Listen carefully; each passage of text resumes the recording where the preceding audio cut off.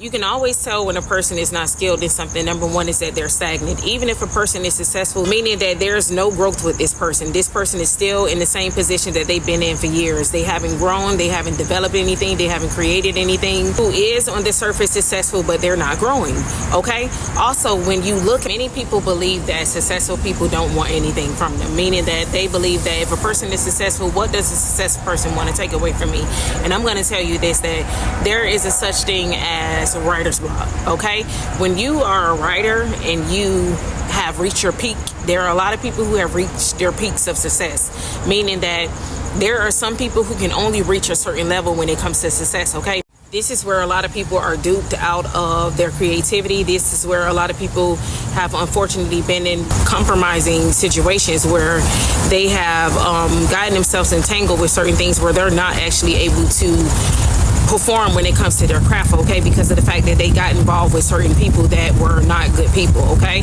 So the first thing that you need to understand is when you are seeking to do a certain thing, that you do not need a mentor.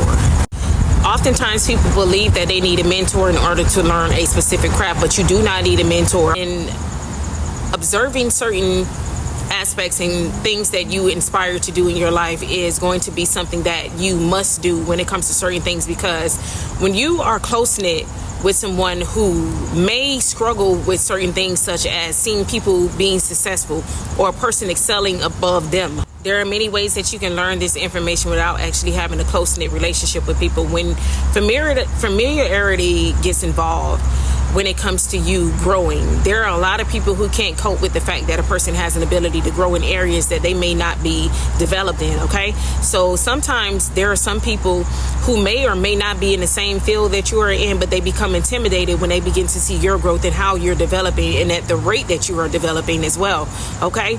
They may have struggled. A person who is very competitive or a person who suffers from jealousy and envy may be the kind of person that would prevent you from actually excelling when it comes to your gifts. So this is a person who isn't going to help you develop because of the fact that they struggle with these certain things. This is why when I think about mentorship, I believe that mentors are the ones that actually need the training. I believe that many people who are doing certain things where they're going to be in forms of leadership, that they need to learn how to do certain things and learn how to actually deal with their emotions. Understanding that being a leader doesn't come with a title, that leadership doesn't begin there. Leadership starts in your life in general, okay? There are ways that you have to carry yourself in order to be a leader, okay?